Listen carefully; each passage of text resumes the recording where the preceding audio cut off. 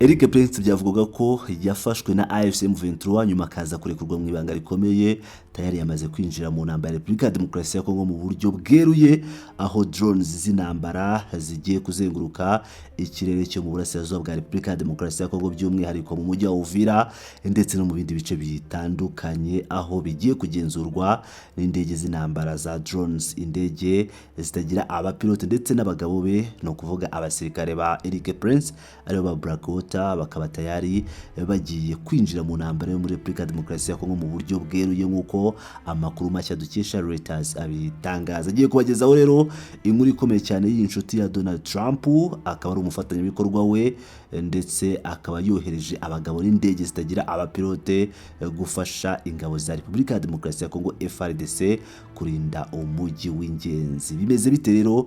Reka tujye mu nkuru y'uko yakabaye itsinda rya Prince ryafashije leta ya Repubulika ya Demokarasi ya Kongo y'Uvira, rikaba rifatanyije ndetse n'abandi ba canshuro bo muri Israel, aho imikoreshereze y'indege zitagira abapilote muri ibirwano ya gisirikare muri Kongo ubu ngubu ariyo iri kwerekeza imbere. Imirwano rero ikaba ikomeje nubwo hari imbaraga za Amerika na Katari zo guhagarika iyi ntambara.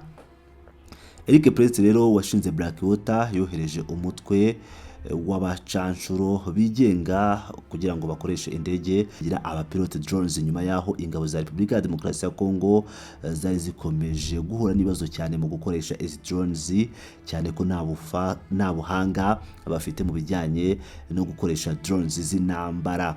Rero aba bacanshuro ba Eric Prince no kuvuga ba Blackwater bakaba baje kurwana ndetse no gufasha ingabo za Repubulika ya Demokarasi ya Kongo kurinda umujyi w'ingenzi wa Uvira ku barwanyi ba M23, n'ubundi bivugwa ko bashobora kwigarurira umujyi wa M23 mu gihe hari ikosa rimwe cyane rishobora gukorwa nabo bahanganye, aribo itsinda rigari rya leta FARDC, FDLR, abarundi ndetse na Wazalendo, tutibagiwe aba bacanshuro ba Blackwater barangajwe imbere na Eric Prince wo muri Leta Zunze Ubumwe za Amerika. Inyeshyamba rero za AFC M23 zikaba zarafashe uwo mujyi uri ku mupaka w'u Burundi mu gihe gito mu kwezi k'Ukuboza, bikaba byari igihombo gikomeye ku biganiro by'amahoro byari bishyigikiwe na Leta Zunze Ubumwe za Amerika na Katari zaje kuvamo nyuma y'uko Washington iteye ubwoba ko ishobora kwihorera. Ibi rero byatumye ingabo za AFC M23 zihita ziva mu mujyi wa Uvira.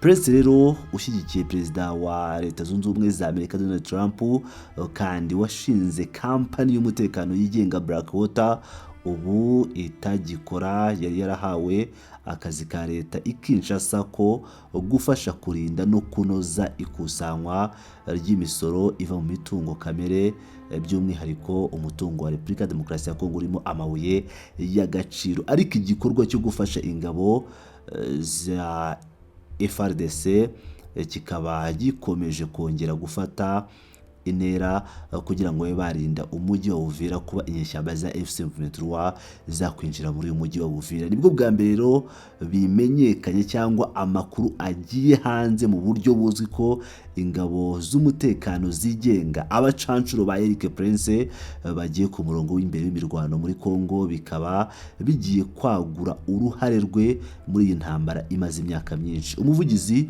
wa Prince yanze kugira icyo atangaza ibiro bya perezida wa Kongo n'umuvugizi w'ingabo ku rwego rwaho byabereye nabo bakaba batigeze bagira icyo batangaza basubiza ibibazo byabohererejwe n'ikinyamakuru Reuters dukesha iyi nkuru. Amerika rero ikaba iri gutanga ubufasha mu gushaka kugera ku mabuye y'agaciro. Umwe mu batanze amakuru, umuyobozi mukuru ushinzwe umutekano muri Kongo, yavuze ko kuba hari abacanshuro bafitanye isano na Amerika bishobora kuba intambamye ku ngabo za AFC M23 zishobora gutinya kujya mu mirwano itaziguye n'abakozi ba Eric Prince.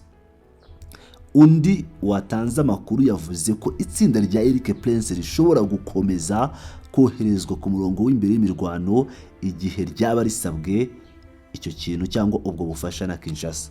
umwe mu batanze amakuru yavuze ko abacancuro ba Eric Prince batanze ubufasha bw'indege zitagira abapilote ku ngabo zidasanzwe za Congo Special Forces za Repubulika ya Demokarasi ya Congo no ku ngabo zisanzwe mu mirwano barwana na AFC M23 muri Uvira no mu misozi miremire ya Kivu y'Epfo. Abo rero batanze amakuru bakaba banze gutangazwa amazina yabo kubera uburemere n'ubwitonzi bukenewe kuri iki kibazo. Abanya-Israel muri Congo nabo bakaba bafite inshingano yo gutoza, nk'uko wagira ngo murabyibuka neza ko minsi yashize hari video zagiye hanze aho bavuga ko hari abanya-Israel bari gutoza ingabo za Repubulika ya Demokarasi ya Congo, ariko bamwe bakaba baragiye. Nk'uko andi masoko y'amakuru abitangaza, nuko kuri icyo gikorwa twagiye tugarukaho abacancuro ba Eric Prince bakaba barakoraga bafatanyije n'abajyanama b'abanya-Israel bari bafite uruhare mu gutoza batayo ebyiri z'ingabo zidasanzwe za Congo ku mikorere y'ibikorwa bya gisirikare ku manywa na nijoro. Umwe muri bo yagize ati inshingano zabo abanya-Israel ni ugutoza gusa,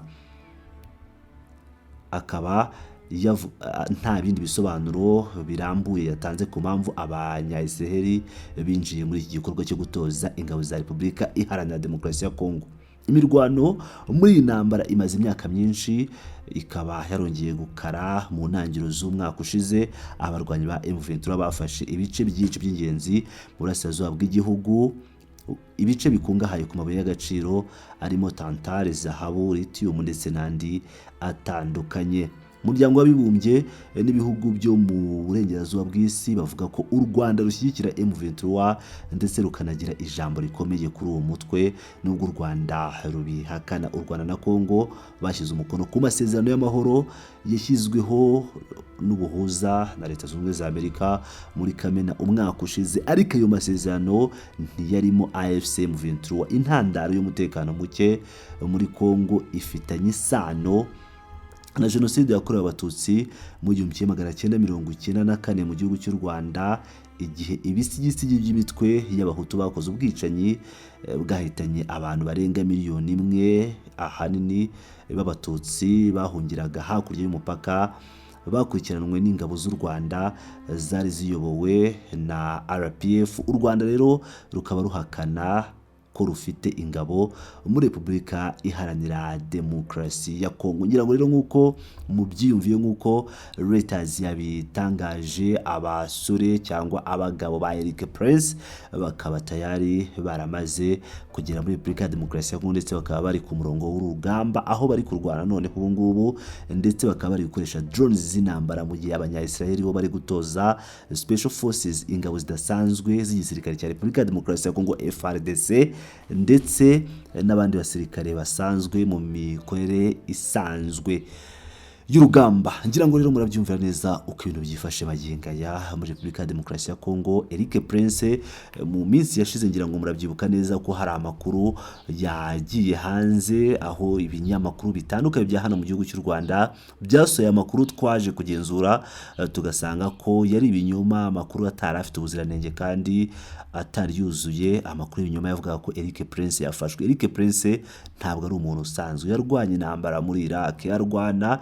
intambara zitandukanye ndetse no muri Israel, intambara ya Gaza na Israel, ikaba Prince yarayigizemo uruhare n'igitekerezo yatanze cyo kurimbuza Gaza amazi cyangwa umwuzure, nabyo bikaba biri muri bimwe biranga Eric Prince. Uyu rero ntabwo ari umuntu usanzwe, aho abacancuro be ubu bari muri Repubulika ya Demokarasi ya Congo, by'umwihariko umujyi wa Uvira ukaba uri kurindwa n'indege drones z'intambara za Blackwater ndetse n'abakomando ba Eric Prince, abacancuro ba Eric Prince ba Blackwater.